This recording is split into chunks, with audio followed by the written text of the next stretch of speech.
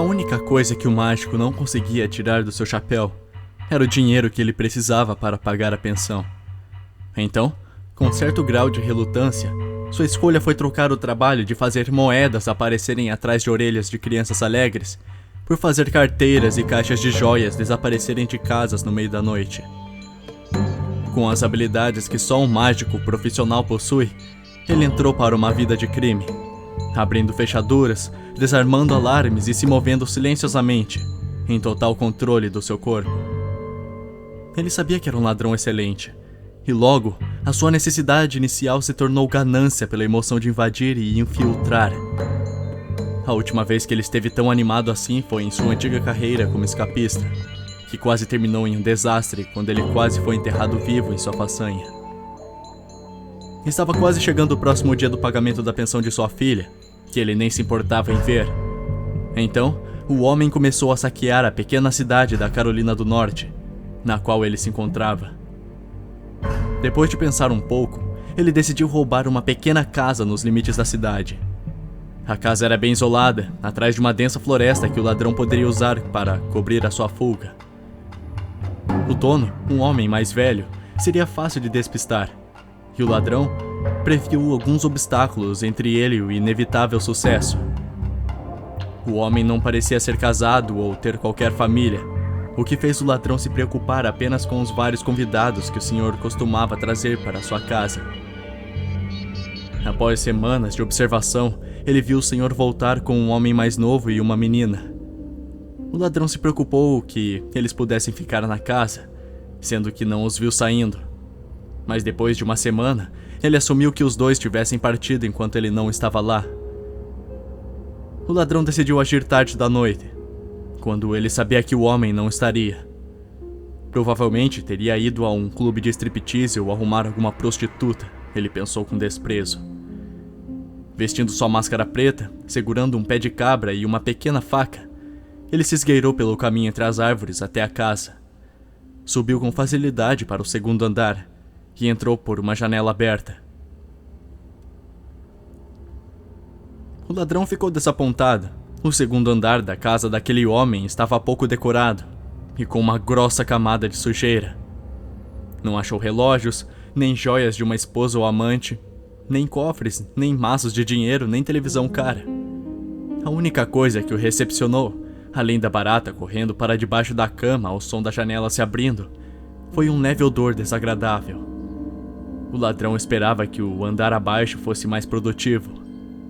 Cuidadosamente, se movendo pela escada, o ladrão se manteve atento a qualquer som que poderia significar a volta do homem. O primeiro andar se mostrou decepcionante à primeira vista. Poucos móveis, sem TV, mais uma vez a camada de poeira e agora um odor mais forte. O cheiro era horrível, e nesse ponto o ladrão se perguntou como aquele homem conseguia viver ali. Ficou desapontado novamente, mas determinado em não desistir e escapar tão cedo. Ele decidiu checar se havia um porão na casa, esperando faturar alguma grana essa noite. Quando o ladrão achou a porta do porão, ele escutou o som de um carro na estrada de cascalho. O homem havia chego, e essa era a situação para a qual ele não estava preparado. Ele ouviu a porta do carro se batendo, e uma garotinha perguntando se ela poderia ver o cãozinho. Deve ser a filha dele, ele pensou. Ele cogitou correr pelos degraus para o segundo andar, mas a porta estava entre ele e a escada. O ladrão não queria arriscar. E se o homem visse? E se ele tivesse alguma arma? Ele nunca havia roubado uma casa com alguém dentro antes. Nunca encarou a possibilidade de ser pego. A emoção desse acontecimento era inigualável, mesmo comparada ao seu tempo de escapista. Chaves giraram na porta, e conforme ela começou a se abrir, o ladrão entrou no porão para se esconder, confiante que poderia escapar logo. O fedor era insuportável. O ladrão cobriu a boca e quase vomitou. Ele tropeçou a escada abaixo, com medo de ser pego ou do homem ter ouvido. Quando ele chegou ao pé da escada, entrou num inferno. Uma fornalha, ganchos de açougueiro, uma mangueira de incêndio e uma pilha de grandes caixas de madeira. Paredes de concreto cobertas de manchas marrons que nem grandes quantidades de água poderiam limpar. Perto da fornalha, alinhados em ordem, uma pilha de ossos. Ossos pequenos. O ladrão não acreditava em Deus, mas começou a rezar.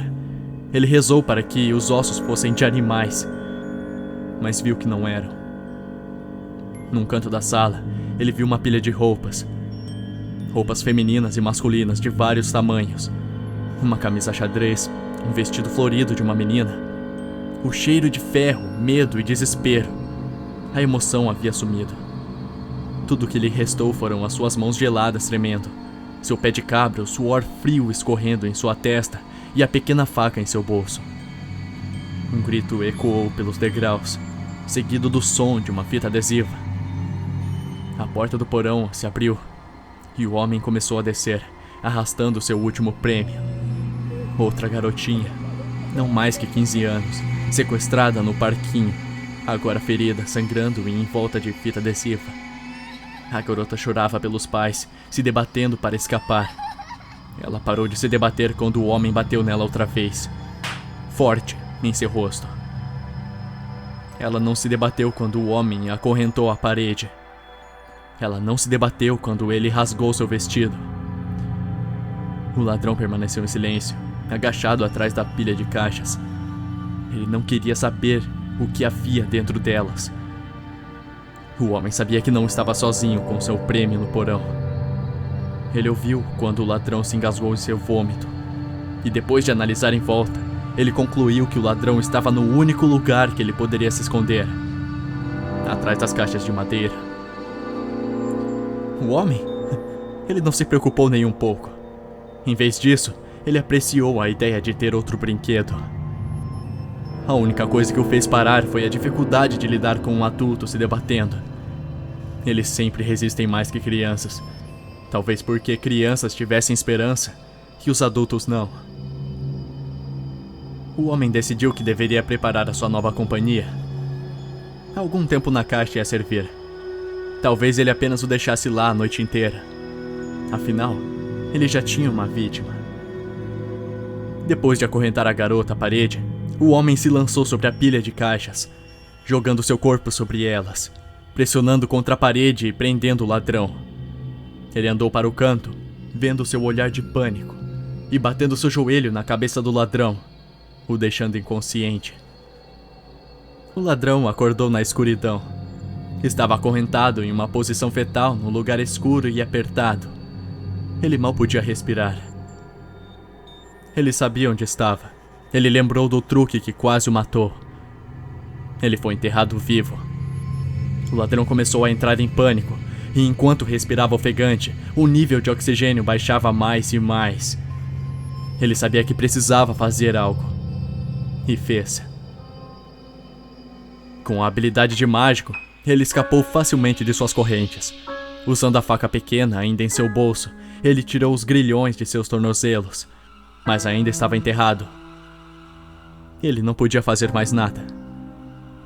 O mágico pensou em sua família, na esposa com quem ele falhou e a filha que ele negou. Ele pensou na jovem menina acorrentada à parede, desesperada. Pensou sobre o pai dela, que poderia ser igual a ele, que nunca teria outra chance de ver sua filha. O ladrão morreu. O mágico morreu. O pai sobreviveu. Ainda preso na minúscula caixa, ele forçou suas costas contra o topo e começou a empurrar. Tábuas se quebraram, músculos se rasgaram, tendões atingiram seus limites, e a terra começou a se mover. Ele continuou, forçando as tábuas terra acima, e deixou escapar um grito. Não era o som que uma vítima faria. O homem ouviu o grito, e pela primeira vez em sua vida, sentiu medo. Ele pegou sua shotgun de dentro da cabeceira e foi para fora inspecionar a rasa cova. Quando o homem passou pela porta dos fundos, ele viu a besta emergindo do chão, curvado e coberto de terra, com um brilho de predador em seu olhar. O homem apontou sua shotgun e atirou várias vezes. Ele errou. Ele não teria outra chance. A garota foi acordada pelos sons de gritos e disparos. Ela ainda estava acorrentada na parede, mas além dos ferimentos, ela estava intacta enquanto o homem lidava com ele. Entretanto, Agora ela estava tremendo. O primeiro grito foi intenso a ponto de assustá-la. Parecia ser de raiva. Os gritos seguintes que acompanharam a shotgun foram de desespero e de dor. A garotinha ouviu a porta do porão se abrir. Ela escutou alguém descer as escadas e começou a chorar, pensando sobre as coisas más que ele poderia fazer a ela. O homem se agachou à sua frente, secando suas lágrimas. Mãos habilidosas tiraram as correntes. Um casaco foi colocado sobre ela. Um vestido em seu colo. Quando ela olhou para cima, viu olhos bondosos. O pai a pegou e a carregou para fora do porão, para o resto de sua vida.